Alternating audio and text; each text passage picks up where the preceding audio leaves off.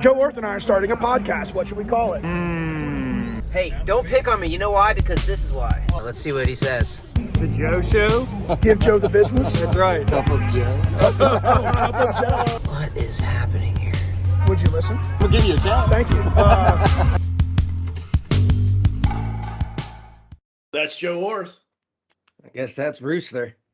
Oh, and this is the Together We Shall podcast, episode 3. What's happening, man? I don't know, man. Episode 3 is kind of cool because we were just talking about before we went live here. So those of you that are listening to this via a certain platform, that's cool because this is the episode that we needed to launch all 3. So hopefully you got through 1, 2, and 3.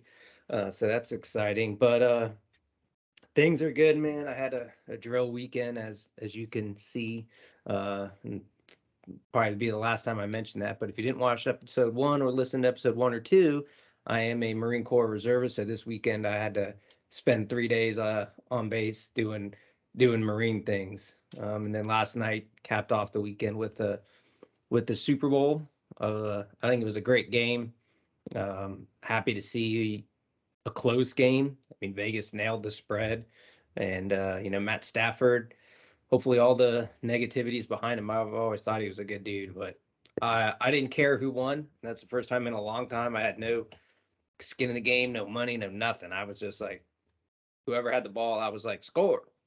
That was it. But yeah, that's it, man. Then back to the grind at work this week. You?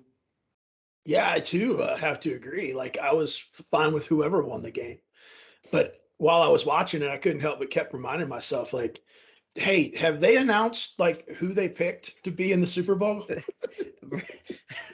Dude, I told Brian Raytano about that today, and he was like, it's not a game show contestant. I was like, yeah. So if you don't know what we're talking about, you might want to listen to the last 5 minutes of episode 2. But anyway, nobody's picking on anybody. It's the cutest thing that we've heard in a long time.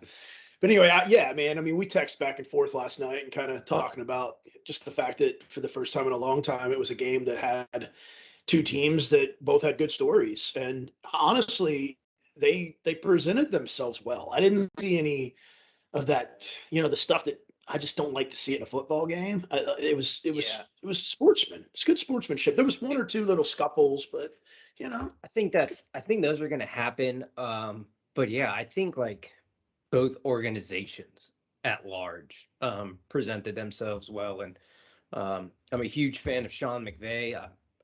I'm actually angry, if anything, because he was the Skins, whatever, I don't know, Washington Commanders, right? Quarterback coach and then offensive coordinator before he took the job in LA, and now he's 4 or 5 years head coach, playoffs, got a ring, and it's crazy for me to say as the youngest one here today, like he's younger than I am. Like that's crazy to me. So his future's bright, the Bengals' future's bright. So maybe there is hope for the NFL, maybe. Yeah. No, I told somebody today the playoff games and the Super Bowl, like, to me, they went so beautifully that they felt scripted, which is, I'm not a conspiracy theorist, but like, dude, like, come on, it was perfect. And makes you go, Anyway, enough about football. We could probably do a whole another 50 minutes about that. And between football, at least 55 minutes. Yeah. 55, well done. A little tangent to start the game. 55 is my football number in high school, and anytime we could reference it. Well, the other thing that's cool is it's LV in Roman numerals, and we've already talked about that in episode 1. Anyway, moving on. We got Kristine Seaward with us tonight. An overview introduction of sorts in like 37 seconds or less. Start the clock. She's my sister. She's my sister. And anybody listening to this has probably met her. If you haven't, then that is pretty awesome, because that means we're touching new audiences. She's the co-founder of Ainsley's Angels, in addition to just an all-around solid soul. I'll try it that way. So that's my 37 seconds or less. My sister, co-founder of Ainsley's Angels, all-around solid soul. Kristine, welcome.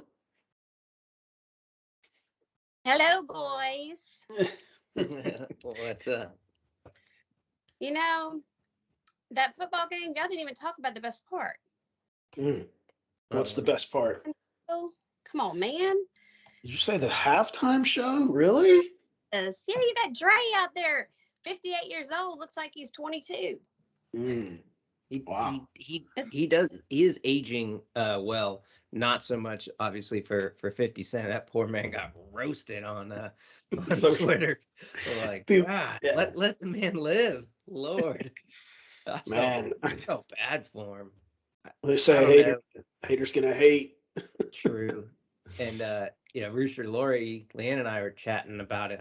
I feel like I think I just had such high hopes for it because, like, I mean, like a lot of that was my upbringing in music, right? Like a lot of the folks that were watching, and I just was like, I don't know, I was let down, and even today, like, it was one of the shortest performances in the last like 15 years. Like, why? And then was reading an article today, like Goodell told him there were certain songs they can't do. I was like, God, I knew the man was going to get involved somehow. I had such high hopes, and I felt like it was good. It wasn't top 10 in my opinion, by any means, but like, I don't know. I think I let myself down by having such high hopes, and then reading this article today that Goodell limited the time and what songs they could play. Like they had to submit a playlist to him. Yeah. Like, who are you, bro? Get out of here. I mean, in their defense, there are some unfavorable lyrics for, children and those sorts. So I kind of get it. You got to keep we've seen. I think the NFL is probably still taking backlash from, private parts coming out in years past. So I get it. Yeah, they're being cautious, but I don't know. Tangent. At least That sounds no like sexist talk yet. So. That sounds like a tangent to me. I mean, I just watched Janet. Y'all talking about when Timberlake and Janet did a show, and it was called Nipple 2004. Yeah, it was. And I just watched, Lori and I watched Janet. It was a documentary.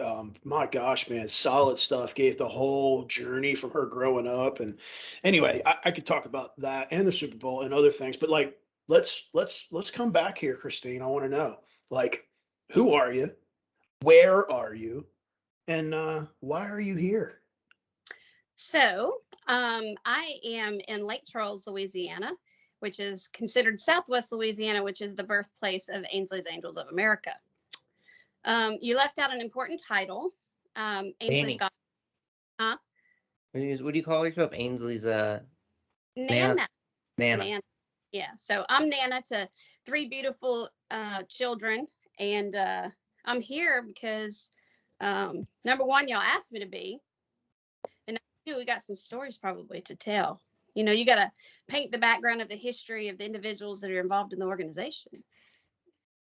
That works. That sounds good to me. Did you submit a list of stories for approval by the commissioner?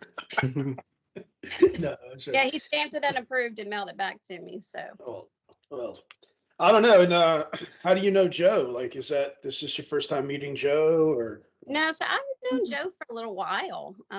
When Ainsley's Angels first started, he was actually one of the first people to ever wear a shirt that had Ainsley's Angels on it. So that is totally true. I remember that. And in episode 1, I think we touched on that. I threw a shirt at him, and he grabbed it and he kind of held it up. That's true. That was 2012, right before he ran the rock and roll half. Right. I remember that day pretty vividly, if you would, because I was in San Diego with Roger Fall. We took the red eye back, landed and went right to the house for a fantasy draft, and brought Jack in the Box tacos back. We like rebaked them in the oven, and then I got that shirt, and then it rolled right into a draft. I don't recommend the red eye, and then a draft of that caliber that we did back in those days. So we'll go back to the shirt, because that was kind of a pivotal moment. I don't know why I looked around like I had a picture of it here, but yeah, I have it somewhere because it's in like the doorway of your side garage door that, for lack of better terms, doesn't exist now. But yeah, that picture was texted to me, and I just remember thinking, who is this dude? Kim, who is this dude wearing this shirt? Holy Toledo Ben. Like, yeah. I didn't know Wait. Hang on. I'm sensing that you thought that he was a Oh, looker. so hot. But he's like my brother now, so I don't think he's hot. Can't look at him like that. But oh yeah. I love it. That's Are Are you awesome. blushing, Joe? I think you are. I Oh think it's yeah. the lighting and maybe my Miller Time beverage, but yeah. Oh wait, what? Did you say Miller time? Yeah, totally. Ladies and The gentlemen, opportunity was there, so yes, took ladies it. and gentlemen, it's Well, I Miller don't time. Only 11 minutes into this podcast, and we invite you to grab your favorite beverage for the remainder of the show. Miller time is underway.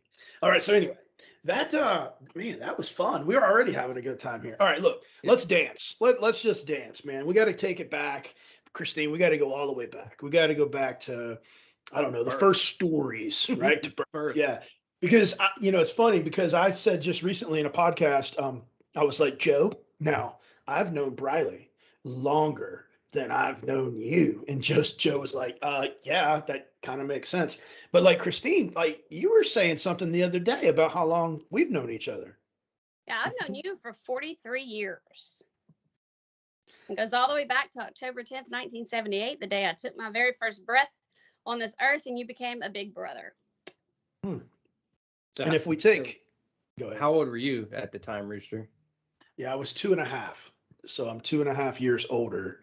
And so if you take that into context, you add the amount of time I've known Joe, which is 14 years, and you add Briley, which is 20 years. That's 34, math in public. So that means, Kristine, you've known me longer than Joe and Briley combined. That is correct.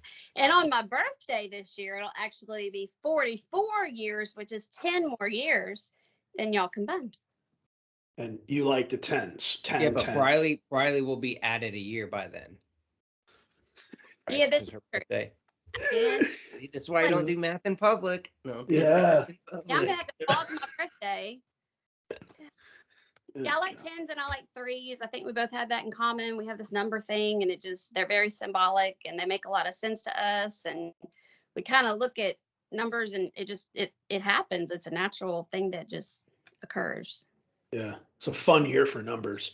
2, 22, and 2, all the, yeah, fun stuff. Yeah. So what's up? So we were born in New Jersey, right? Yes, we were. We moved to, I don't remember much about Jersey just because I was young. I do recall our backyard was a cornfield.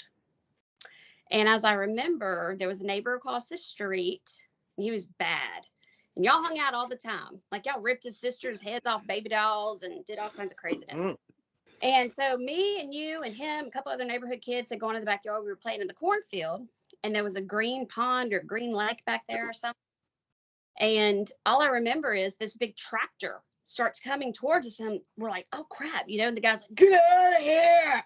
So we run back to the house, and as luck may have it, our father, who has always had facial hair for the 4 years I had been alive, comes into the kitchen while I'm frantically telling my mom that the corn man was trying to get us, and his face is completely shaved. And my response was, oh my God, man, it's the corn man. He's coming to get us. So yeah, thought it was corn man. My daddy is the gardener. Needless to say, no one was harmed. We didn't die. All is well. Oh gosh, dude, I didn't never remember that story. Joe, can you think of like Ragnar during the whole time that she's telling the story? That's all I kept thinking about. I was like connecting dots, and I was like, all right, Corn Man, Steve. That's why Rooster just likes go. When I hear Camden, New Jersey, right, and like I've actually done some work there. Like, I don't know, I cornfields doesn't come to mind, and then now hearing everything about like the baby doll heads and this mysterious corn man who was actually dad, it's like a lot makes sense, but it actually shouldn't make sense, but it does. So yeah. Well, just for clarification, Dad really wasn't the corn man. I just thought he was because he didn't have facial hair, and I didn't know who he was. Oh. He was not the actual corn man. I don't think my father's ever driven a tractor. Oh, okay. I thought I misunderstood. Okay. No, I don't believe so. Yeah. Dude, my face hurts already. This is hilarious. All right. So anyway, so so we left New Jersey in 1983, got away from the corn man, and made our way made our way down there. But we brought the corn man with us. But wait, my dad wasn't really the corn man. Okay. Correct. Okay. Steve So will forever be corn man now in my mind. There's no. And what's funny is if you referenced him as that, he would probably know what you were talking about. I have been around 40 something years and I've never heard that story. So thank you. You're welcome. I was there. I never, yeah. Anyway, so get me away from there. We're going to Louisiana. So it's 1983. What's happening now? What do you remember anything yet? What's your earliest Louisiana memory, maybe? Well, I remember one time when we just gotten here and I had gone with my pawpaw, as we call him here, to the grocery store. And when we pulled up, he said, "Are you going to get down?" Yes. Are we dance in the parking lot? Like, no, I think I'm just going to go in the store, but you. Oh, so you're getting down. Yeah, so that was fun. There was a lot of that. You know, they just. Well, you got to explain what getting down is, because I forget. I remember Rooster saying that to me one time, and I was like, "What are you talking about? Get down from what? Yeah, like, yeah, we're going. Yeah, I'm going into the store. Why would I not go into the store?" He's like, "Yeah, get down.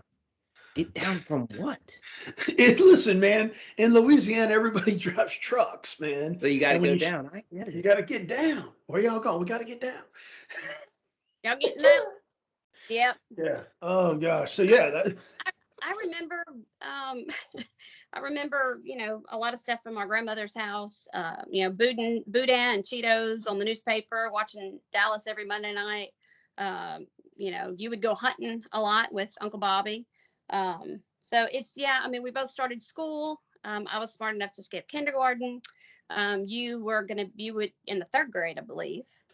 Yeah, I got down there in the third grade and it was wild because they hadn't started teaching multiplication yet in Louisiana school system. And I like already knew 8 times 8, which like, this is awesome, which it backfired because then I didn't pay attention for math the whole year where the kids were learning all the other stuff. And anyway, it backfired, but I knew my multiplication tables. And anyway, I don't even know why I saw that, but yeah, I went to the third, you went to the first. You remember you had to have speech therapy because you used to always say fire truck, but it wasn't like that. Well, we'll go with this one. What do you want to be when you grow up? I want to be a nurse. Yeah.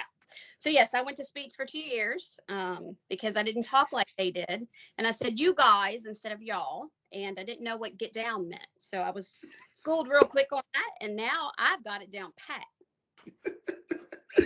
Oh man, sure. We used to have chores down there. I remember our chores. Like it was my job to what was it? We had vacuum and dust, and then we had wash the dishes, dry the dishes.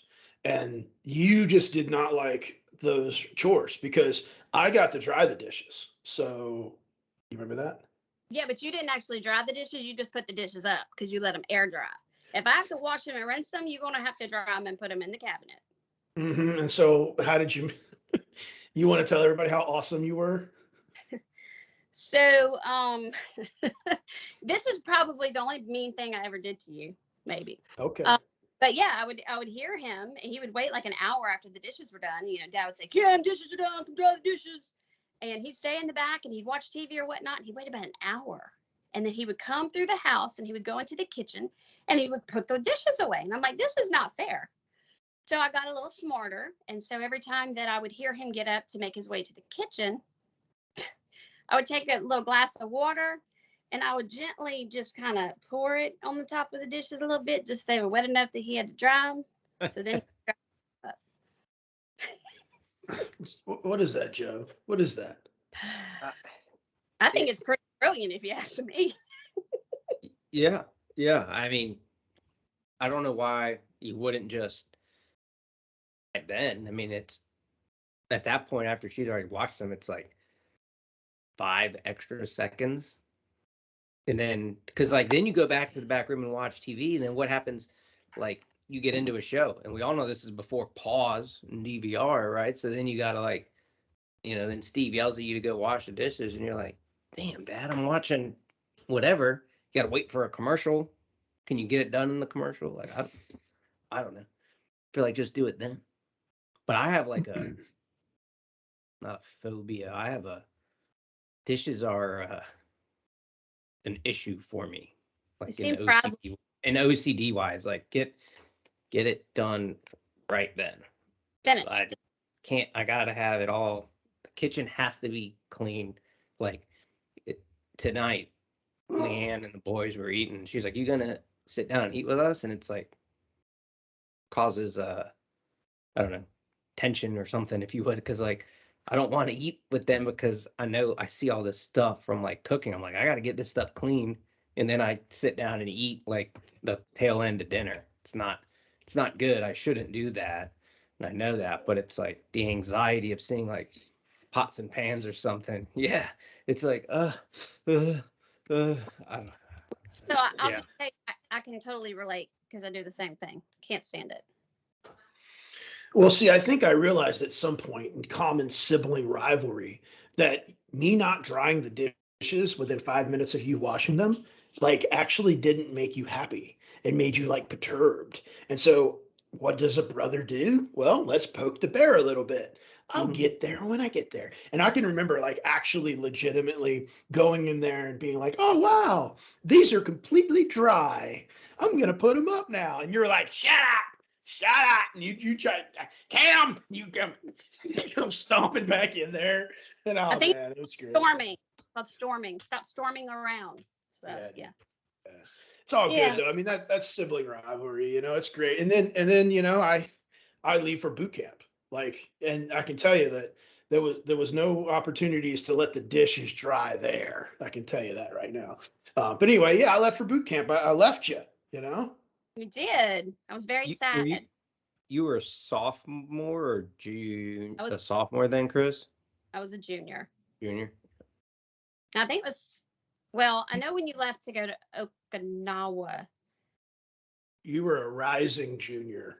Like, Okay. so you finished your sophomore year, and then like within 6 weeks I left. Yeah. And I went to boot camp, and I remember I would always write letters home, tell everybody what was going on. And it was neat because it happened so fast, but like y'all came out to see me graduate. Do you remember going to San Diego for that? I ever ate sushi and I hated it. And I Which is ironic. Yes. Because now you're just a sushi-holic. Mm-hmm. Yeah. So the only thing you remember about going to United States Marine Corps boot camp graduation is you ate sushi and hated it. I got it. Actually, I have a really good story there. I remember, how old were you? 19? 18. 18. So I remember when we left. Well, I remember when we were still at graduation on like the formal, I don't know what you would call that, but like where y'all graduated. Parade deck. Thank you. Our mother had made her world famous chocolate chip cookies. And your little pudgy butt was on a diet while you were up in the basic training boot camp. And your mama gave you Two-striper. And you know what happened? Marie, what are you in that fruit here for? And then Kim like went white and he went away, like it was over with. He scared me. I was like, whoa. And then when we left there, the first thing Kim wanted was Taco Bell, Miller Lite, and a dip. A dip. Let's be clear. A dip is smokeless tobacco, also known as Copenhagen or Skoal. Go ahead. And so we go to the Taco Bell drive-thru, and while we're in the drive-thru, Kim says, hey, there's a store like right there. I'm gonna hop out and go in the store real quick while y'all get the food. Okay. He hops out, he goes and he gets the Skoal, and I don't know if you get a beer or not. He sits down in the vehicle and he eats like 3 tacos in 22 seconds and puts a dip in his mouth. And then just to be clear, a dip is smokeless tobacco, or also known as Skoal or Copenhagen. You put it in your lip. Go ahead. Okay, I don't call it that, is what you're telling me. So No. We do call it that, but some people might not be able to fully understand that you're saying dip Oh, understood. I got you. Skull or Copenhagen, absolutely. Smokeless tobacco, 100%. So 6 to 7 minutes later, he tells our aunt, "I need you to pull over." And we look at Kim. He's almost green. And so she pulls over, and he vomits for probably, I don't know, a good 5 solid minutes. And I think he said, "I'm never going to put skull in my mouth again," or something like that. But yeah, that was a unique experience. Yeah, It's a fun trip. yeah, it was a blast. I mean, yeah. Thanks, Kristine, for bringing me back there.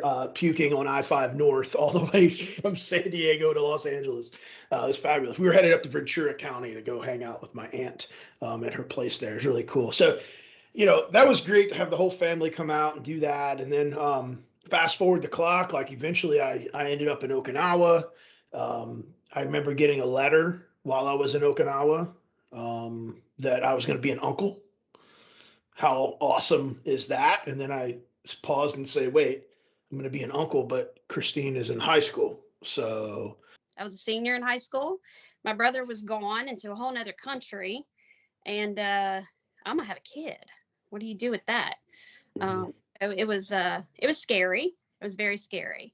But I know that we wrote a lot back and forth, and you supported me through that the best you could from where you were. And my wonderful 26-year-old son is a graduated chemical engineer. He scored a 34 on his ACT, lives on his own, completely self-sufficient, and I couldn't be prouder. So, success story.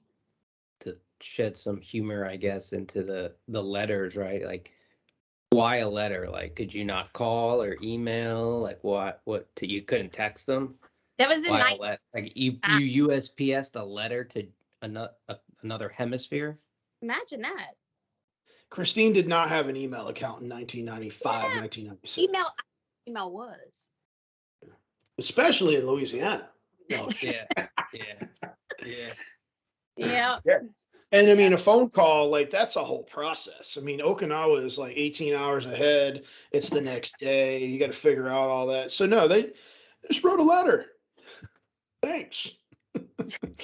Oh, good. Yeah. But anyway, yeah. So I mean, obviously, like you said, Christian is a phenomenal human, and doing really well for himself. So that's exciting, Christian, who absolutely played a phenomenal role in your life from that point until today. Just having him there to travel life with, really, really special, really cool. Well, and I think it's worth saying this too, that his middle name and your middle name are the same because you were his godfather, as Ainsley and I shared a middle name because I'm her godmother. There you go. Little known facts. That's the kind of stuff people might tune in for, or they've already turned off and they missed all these facts. But then going back to like the number thing, then they're both, letter thing, both R's, right? So there's another connection, if you would. Mm-hmm. Yep. And Kim and I had the same initials until I got married. KRR. Yes. And my son is KRR, Camden Robert Rossiter. Anyway, now that we're giving all of our personal identification information out there. That's so and then you got married and had another child, Madison. I did. So Maddie came and brought her wonderful smile into this world in December of 2001. She's now 20 years old. She's a junior at our local state university, and she is a nursing student. She just started clinicals. She just got engaged, and she's my rock. That little girl, she's turned into one of my best friends. So I've got great kids. I'm super proud, very blessed. What university? McNeese State University. I don't know why. It's just, I like hearing that. And is that her behind you as I'm pointing over your left shoulder? Yeah, that's actually Maddie right here. And then Christian is right there. Oh, there you go. There's another one. That's my big. So if you'd like to see pictures of Madison and Christian, you can hop over to YouTube and go to like minute whatever this is, and you'll be able to see them. 28, give or take. Yeah, that's really cool. Yeah. Rita, hurricane. So everybody knows about Hurricane Katrina. I mean, if you don't know about Hurricane Katrina, I'm surprised. But many don't know about Hurricane Rita, which happened about 10 to 14 days later. 2 weeks later, almost to the day. So Rita took a drastic turn towards Southwest Louisiana, I think the day before landfall. So we were a little bit unprepared. First time as an adult with children that I had to, do an evacuation and secure my home, and extremely stressful for anyone who's never had to evacuate, and we lived right by a bayou. And, my husband's saying, if you see anything underneath this level of the wall, you got to pick it up because we're going to flood. And just knowing that, this is a huge possibility and we could lose our home, it's hard to grasp. So did the best we could, got stuff a little bit higher, and we left town. And so we would get some reports back. We had a couple of people had driven out and looked at the house, but this is y'all, this is pre-Facebook. I think this is, like Stone Age for these millennials, but there wasn't a camera on your phone. It was just really hard to get information. And, we're all the way in Alabama, and we just want to know, is our house okay? Is it livable? Like, our town is crushed, but what's our house look like? So it took us 2 weeks to get back, to find somebody to keep the kids and whatnot. Met an insurance adjuster there because we knew that there was damage. When we walked in the door, I never imagined what I would see. The outside looked pretty bad, but the inside was absolutely horrid. At the end of the day, we ended up with 8 different types of mold in the house. House had to be completely torn down to the ground with a bulldozer. So that's hard to watch. You save your money and you finally get to a point where you can buy your first house. Bam.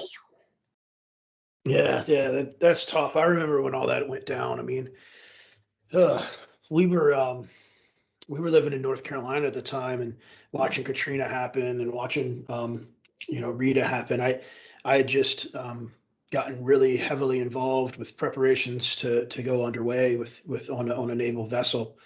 And there was even talk at that time about us potentially getting underway early in order to help, with some of the recovery and all of that stuff. And it was a time where so much started to happen. It's almost like that really kicked off a pretty wild 7 to 9 months. As you're aware, soon thereafter, we get Ainsley's diagnosis, and that, of course, was really heavy and oof. I could go down that road of discussing what that was all about, but so we're dealing with that, and you're dealing with Rita and the fact that you don't have a house, and then the hits just keep coming, right? Yeah. So that was all in September. We forgot to mention the month before, me and my kids were with my parents in an RV that caught on fire while we were actually in it, and we were trapped, and that was scary. So that was August, and then September was the storm. And then I believe it was May of 2006. My grandmother got very ill, our grandmother. She was admitted to the hospital that I worked at. I'd gone down and checked on her. I was scheduled to have surgery that following Friday. I had to have a hysterectomy, which was not planned. And so she got admitted. She didn't do really well. She happened to be on the same floor as I was the day after my surgery. So Mom was with me, and the nurse came in and she said, Ms. Rossiter, we need you to come down here. We're getting ready to bring your mom to ICU. She's not doing good. And so I was like, I'm coming, and she said, no, you're on a pain pump. You can't come. I said, well, take the pain pump off. Whatever you got to do, I'm going. They got me a wheelchair, rolled me down there, and she told me that they were taking her there to die. So I think she knew. I was discharged the next day, and I believe she died 2 days later. So that was a hard hit too. Yeah, you're talking about Mama at this point. Yeah. Billy's mom? Mm-hmm. Yeah, and of course, the weird tangent here is that all of what you just described essentially happened again this past October. Same hospital, same so many things with our own mother's passing, and of course, those of you that remember when that happened gave us all types of wonderful support and continue to this day. But it's just a kind of a weird tangent and similar kind of connection point, separated by so many years, but you were telling me even this past October, just the similarities and the way that history just kind of repeated itself, how eerie, but yet beautiful that was. Mm-hmm. Same floor of the hospital.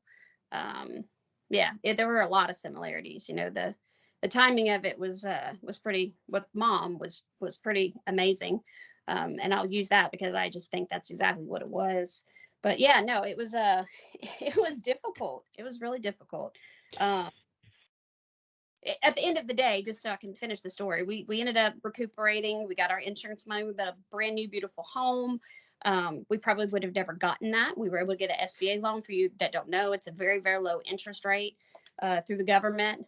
And so there were some blessings that came with it. At the time, they felt, very dark and dim, and thought we'd never get out of that place. But at the end of the day, it all came out and everything was okay.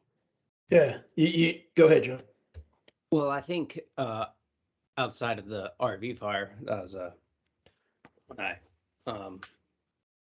read that earlier. That was the first heard on my end about that. But I remember talking to you. God, it probably was the first time I came to Louisiana about the house, right, and how you had the other one. You told me the whole story, essentially, the longer version of what you just did, but you talked about how, like, essentially it made you stronger, right, going through such a tough time. And I hate to say it now, but you guys have been getting beat up for years, right? Now it seems like you guys are still recovering from one hurricane, tornado situation, and then another one hits, but it's you all, the Lake Chuck strong, or if you would, definitely stay positive, which is, from the outsider looking in, is comforting, right? I mean, I've reached out to your guys' family down there over all the incidents, right? And it's like you guys are just like, yeah, we'll be all right. Like, I guess the positivity that, and light that you bring on situations, which is cool. Well, and I think that knowing that it's not like somebody picked a name out of a hat and said, okay, let's go hit Lake Charles, Yeah. It was kind of crazy that, I mean, this past year year before we had Laura, and then I think a month behind that was Delta, and then we had a 100-year flood that May. We had a freeze that year. And then just recently, last summer, we had a tornado breakout. So yeah, it's been some crazy weather around here, but we're hopeful that it's going to give us a break this next summer. Yeah, because we got the big Sunset 5K coming up. I mean, that's become an amazing staple. July, Saturday night in Louisiana. Like, you remember when that whole thing just became just an idea? Yeah, I do actually. I believe it was on a dare from you or something like that, where you said, hey, we're going to come home in July. We're going to be doing the 4th of July race. Do you think there's any other races that we're going to be there for? And we were like, probably not. And so then you basically told me, well, I bet you can't make it happen. Little sister made it happen. Oh my gosh, did you ever? Yeah, I mean, obviously it was just kind of playing around, yeah, it would be neat if maybe we could have a get together, maybe some of the riders, we could all come together, have like a little jog together. Next thing you know, she's putting on a full blown race, which has had over 1,000 people, and been the staple of Louisiana Saturday, July weekends now. I want to do something a little bit different that would get people intrigued and excited. And then, of course, I wanted to bring people in from all of our other locations. So I was like, people aren't going to come to town for a freaking 5K on a Saturday morning just because we're hosting it. So that's where the whole Finish Fest came into play. We did it at sunset because that's the most beautiful time of the day, in my opinion, which that's got a lot of symbolism, but we won't even go there. But yeah, no, it's turned out to be an amazing event, and we have a blast. We have an absolute blast. Yeah, so if you haven't ever heard of it, it's the Sunset 5K. It happens this year, July 9th in Lake Charles, Louisiana. You got a big opening festival, then the run, and then a party that includes all types of Louisiana cuisine. So if you'd like to join us this year, we'd absolutely love to have you. But it's wild when you think about the fact that, like, we're inviting people to come to Lake Charles in 2022 to do a 5K, because in 2012, like, you had never ran a race at all, and 10 years later, like, you're like this race director that's putting on these grand events for the community. I can't help but ask you to take me back to your very first 5K. Or can we go back one further to 2011? Because I don't know. Yeah. I kind of wouldn't mind hearing Kristine's version of the founding, if you would, of the organization. Well, it's actually a kind of funny story because if anybody knows Kim, they know how much he loves t-shirts. But that wasn't the case back then. Yes. But you wanted, okay. Yep. Yeah. Perfect. Nailed it. So yeah, so I called him and I said, look, I see all these races y'all are doing with Ains. That's so cool. Like, other people need to do this. Like, we have to share this with other people. And he was like, okay, well, yeah, I mean, we're gonna be going up to this run, with Dick and Rick Hoyt. And I was like, who? He's like, Dick and Rick Hoyt. I was like, he's like, YouTube it. I was like, okay. He says, I'm gonna talk to him, see if there's anything we can do there. I said, okay. So he calls me back the next weekend. He says, hey, they don't really want to expand right now. So that's fine. So Marine Corps Marathon was coming up, and I was trying to think of a way that we could be involved. We could show support since we all couldn't be there, obviously. And first of all, he's going to run 26.2 miles, and then he's going to push his daughter for those 26.2 miles. Are you serious? Because this is brand new to my brain. Like, I've never seen this before. This dude's insane. I mean, we know he's kind of crazy, but geez, anyway. So yeah, so I said, look, Kim, I said, why can we do like a t-shirt and we'll like just have, sponsorships on it and we'll just sell them, and just kind of get people behind it. And he was like, oh, I don't care. That's fine. It's okay. So had a t-shirt designed. That year, I also believe I have to add the name of Ainsley's Angels, how that came about. Kim and Lori had asked that all of the family write a letter to Ainsley that year for Christmas. She had all the things that she needed, and it was just always hard for family to buy for her. They said, let's get y'all to do this. Write a letter to Ainsley, and let Ainsley know how she's affected your life. Let us know what she has done for you with her presence. So we did. And the name of my letter was, The Only Letter Missing is G. So when you spell Ainsley's name, it spells angel, there's just no G. So that kind of is where, Ainsley's Angels was stemmed from. Got the t-shirts, realized that we couldn't do them as sponsorships because we were not a 501c nonprofit organization, and that we could only do it from a advertising standpoint. So we did. We sold the shirts. I think we made, I don't know, $1,500 or something. Turned around and spent that money creating our website and getting our domain. Kim explained it really well. I got on the Secretary of State website and didn't have a clue what I was doing. And Ainsley's Angels was taken by a bakery in Mandeville, Louisiana. It's like, nah, man. So I called, can't get anybody on the phone. They've been closed for 7 years.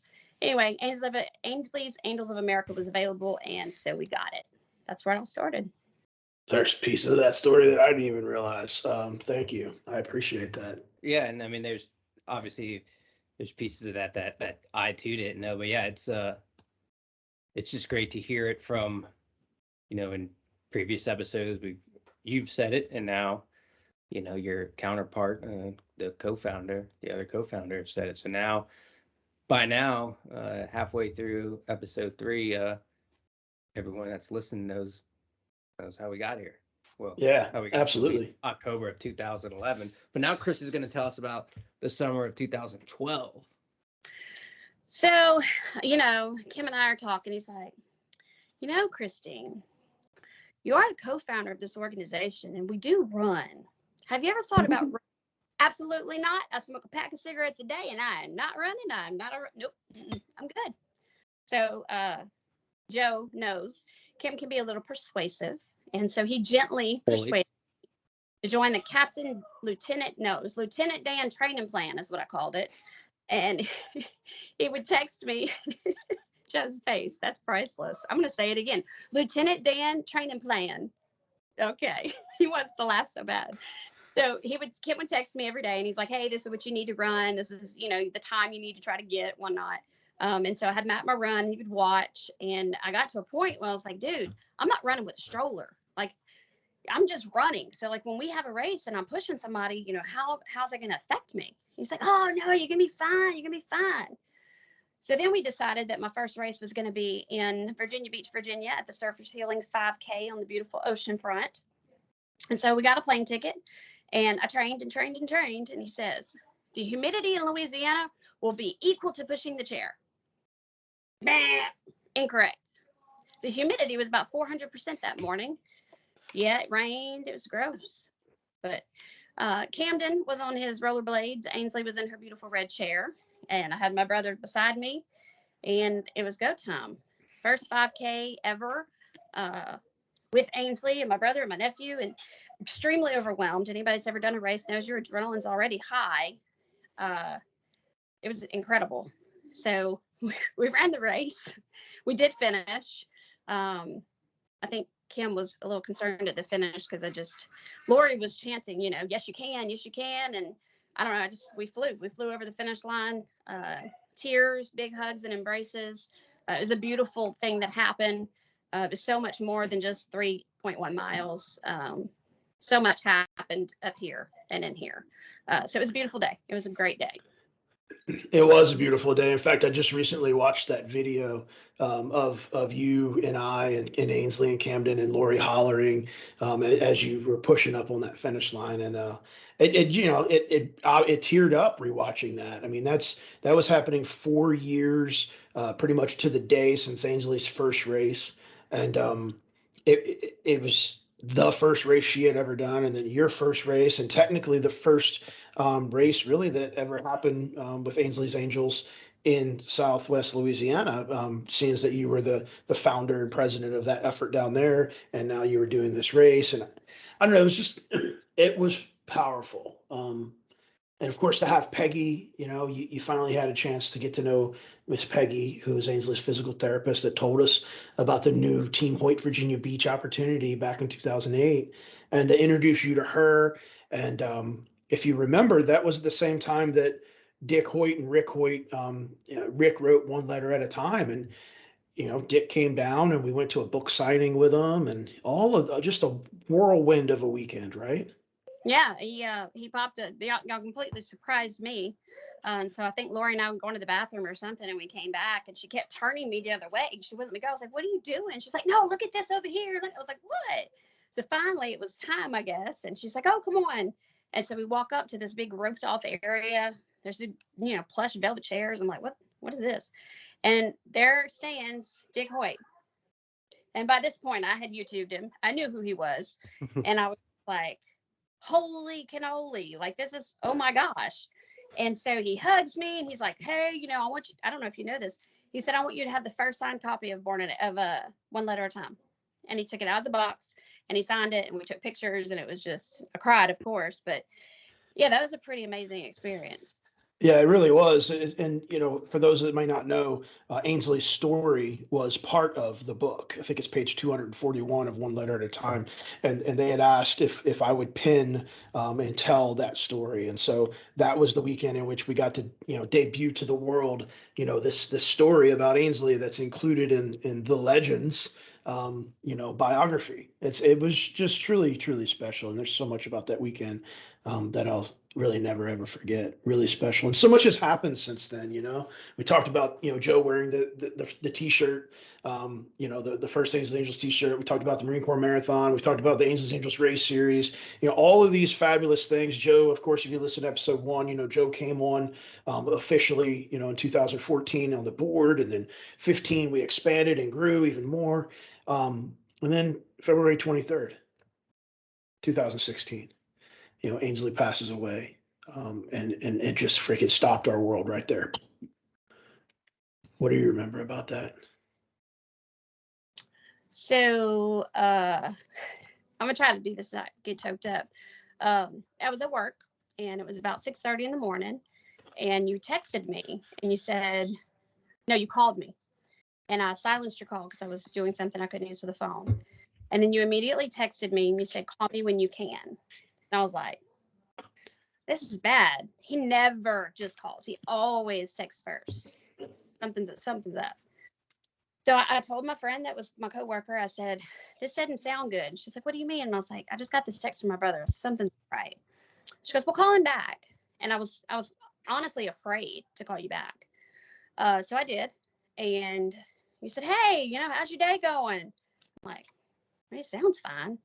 "Oh, it's okay. I'm at work, whatever. What's up?" And you said, "Well, don't freak out." And I had pins and needles through my body. I went numb. I knew exactly what was coming. And he basically just said Ainsley went for a long run this morning to heaven. And I don't really remember much after that. And so he just said, get yourself together. And when you can, call me back. Trying to call you back right now. So I hung up and, I took a breather and I called him back. And, at this point, I'm not going to say he's a celebrity, but she's, supposed, in my opinion, she's a public figure. I mean, people know her through, so many different areas, and this information can't get out before we tell our families. And so that was scary for us because we didn't want to hurt anybody's feelings. And we just knew the second that it got out, it was going to go. So at that point, I believe I went to my parents' house, talked with them, left there, went to Vicky and Terry's, which is Lori's parents, who are absolutely phenomenal humans. Embraced them. They were, packing to go ahead and leave. And then the rest of the day is kind of a blur. I checked my daughter out of school and let her know. Camden was not very old at the time, and he didn't know how to take that or what to do with it. And so he had posted on Instagram, said something along the lines of, my sister went to heaven, or it was something that you knew that Ains had passed. And once that got out, we're like, oh, snap. So that's why, I got my kid out of school, just wanted to make sure that they would hear from me. So yeah, that was a very long day. The Wednesday after that was a very long day. And all I wanted to do was to be with them. I just needed to be there. I needed to be there with my brother. I needed to be with my sister. I needed to be with Kim and Briley. So I think I got there on Thursday night, maybe. We had some time together. We talked, we shared stories. Obviously we just did some therapy. And then Kim says, hey, there's a race on Saturday. You want to run? And I was like, absolutely not. Are you kidding me? I ran because of Ainsley. I ran because I pushed it. I run for Ainsley. I'm not going to go run. Are you like, she's not here. Like, I'm not doing this. And he's like, well, just think about it. Okay. So Friday night, he's like, hey, do you think about it? I'm like, yeah, I guess I guess I can do it. So we rode on down. I know it was at a school, I believe. I pushed a little girl named Maddie, which is my daughter's name, completely unplanned. And we ran. We cried. I cried the whole time. And when I got done, Miss Peggy was there again at the finish line. So she was able to take her, and I went for a little walk and kind of gathered myself. And then I believe it was right after that me and Joe, and Leanne, and Kim, and Terry, Paul, I think we all maybe said a prayer, with some of the other people that were there. But yeah, it was a beautiful moment, and I'm sorry, I'm emotional about it. But yeah, no, it was a good day. It was very therapeutic, and I'm really glad that I didn't stop running at that point, because it really did bring some peace. To be one with nature. There's a lot of symbolism there in my world of spirituality. So yeah. Well, that's beautiful. Yeah, I think I mean, it's crazy to think how, and then leading up to that day of Ainsley's passing, and then the Saturday of the race. I mean, it's the thumbnail of the podcast, Rooster and I, from that day. I would say probably upwards of 6 months, like, as Rooster and Lori, were, I hate to say prepping, for that, but I mean, that's what they've been doing for a while. We had talks, because at that point the organization was really starting to bloom, and it was the same thing, like, what are you still gonna run? And yeah, I remember, you afterwards, we did the little prayer in front of the trailer, circle, we talked about another episode of balloons, and then went inside for the festivities. And you said, I'm glad I did it, and you said something about, like, that this is just the beginning now, and so in 16, and really, when you look at it from 16, I mean, a dozen or so locations to 60 plus now. I mean, and that legacy is ever growing. Legitimately, it's one of those things that grows every single day, and I think that's neat. I also have a picture from that day that I'm gonna look to find, because it's quite funny, if you ask me. Try to bring we did the deep dive, as Rooster likes to say, and the emotional, so now we'll try to to come back up in the lightheartedness. Well, there was something about your bib You might number not that like day. the picture, Kristine, but I'm going to show it, and knowing Oh. that many people may not watch but listen to the podcast, but it might even be in my favorites. Probably is. Well, this might While just he's get him looking, to go. I was going to say, while he's looking for that, what were you going to say, Kristine? Something about a bib? Yeah, something significant about your bib number for that race. Because we went in and the guy was like really sweet and very sensitive to you.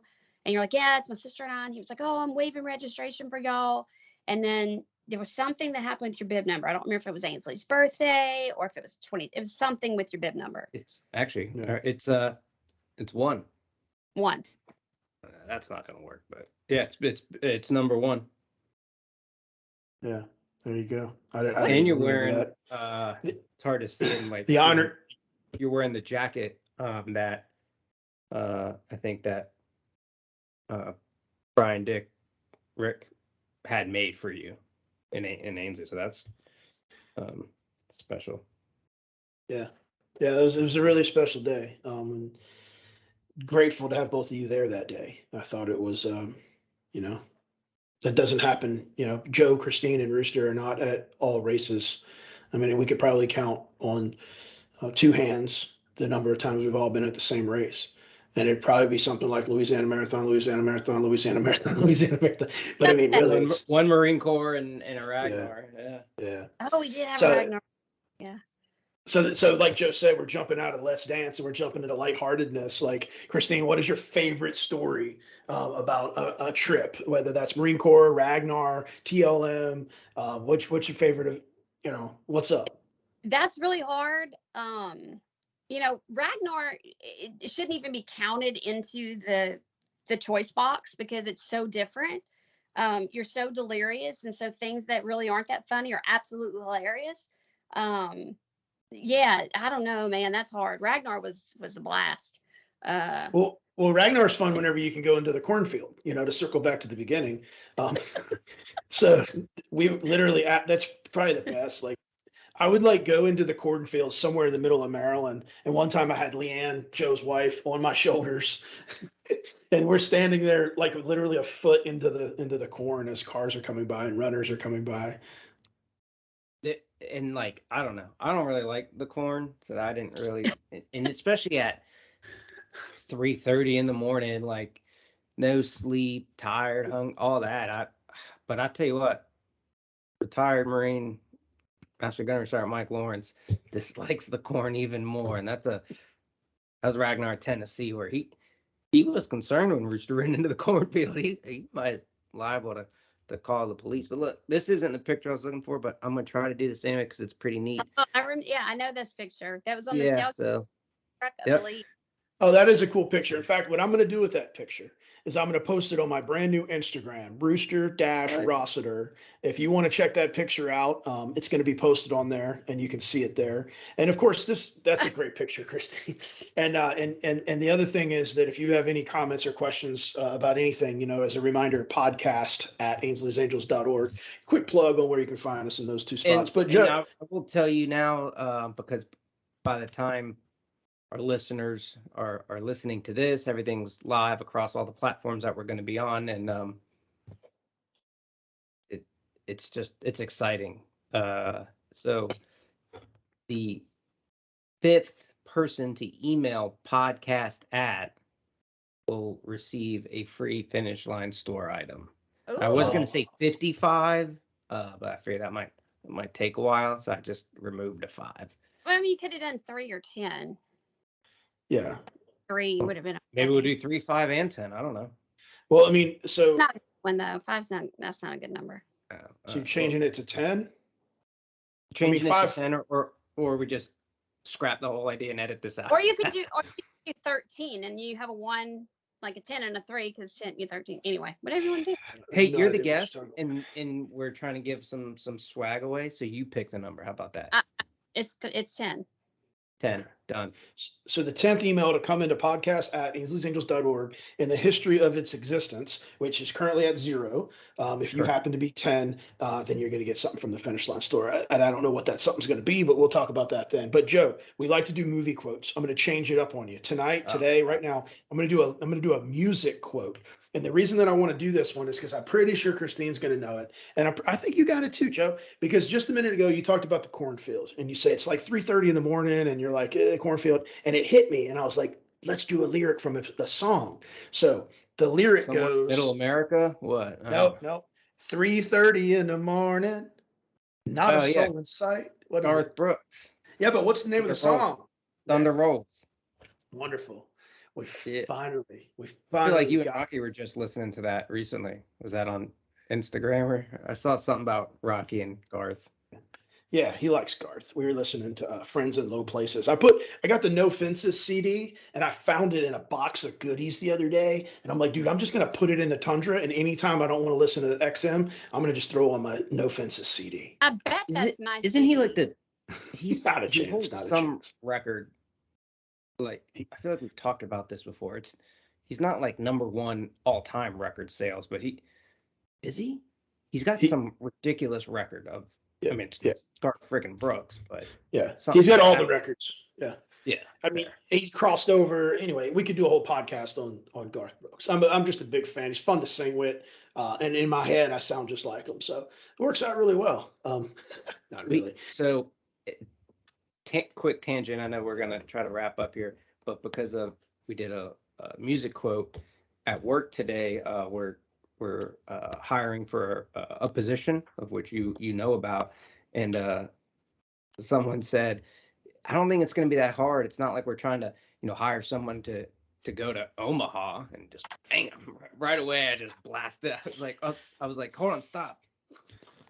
Yeah, baby. Done. Yeah, It was a little bit of Adam reference. I think we've managed to talk about the Counting Crows in all 3 of our episodes thus far. We probably should. Yeah, we definitely should. I think maybe one day if we get really bored, we could listen to songs by the Counting Crows, like seconds, like just 20-second versions, and then we could talk about what it means to us. That would make me. Kristine's like, no. At some point, it would be neat too to going back to Ragnar. There's so many Crows plus Ragnar memories that I don't know. Yeah. Might have to have an episode where we can show footage. I don't know how that works. We have to figure out some tech skills for that. But yeah, I don't know. Well, no, we show it on our Instagrams. I'll be happy to show a couple of those videos on there. In fact, I'll do that. I'll put on one of the videos from that. But anyway, so we danced. It's lightheartedness. We've had a good time with some Miller time and some quotes. I mean, what's next, Joe? What's up? What's next for you?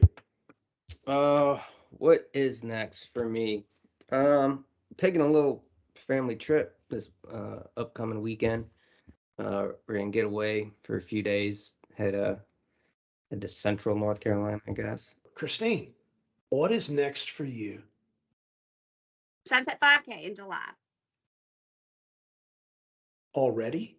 Mm-hmm. Yep, we got to start early. We got a lot of food to get and a lot of gifts to buy and shirts to design and order some fantastic medals, and yeah, we got a lot to do. Well, I'm stoked. We just made our final plans for coming in there, so the Rossiter clan will definitely be there this year. We're excited to see all y'all and have some good Louisiana Saturday night. I even heard that Briley's going to make it in this year. So, hey, yeah, very exciting.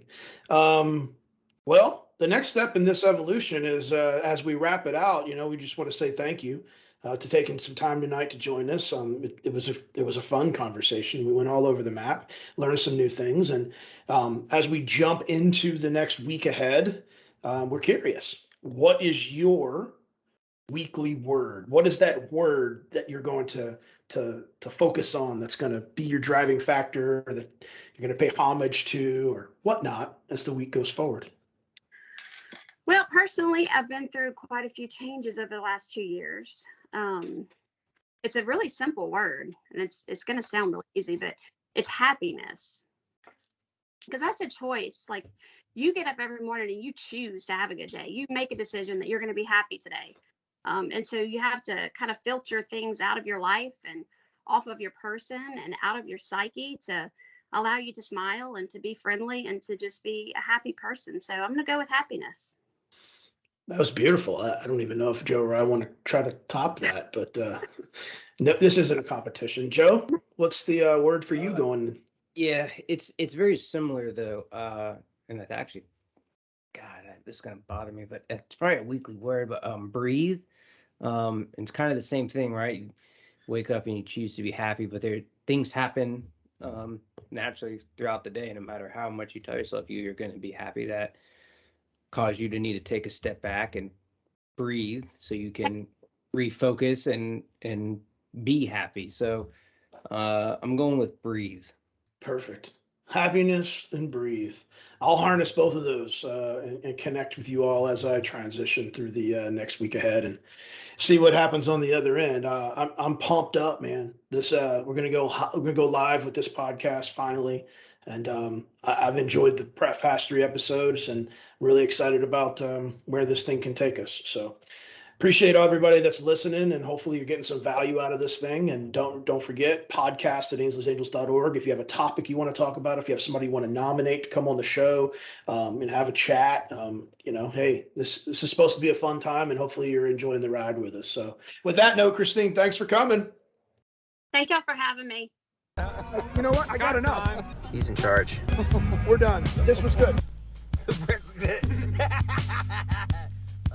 structure of this building has reached its capacity. Yeah, we're done here. God almighty, that's perfect.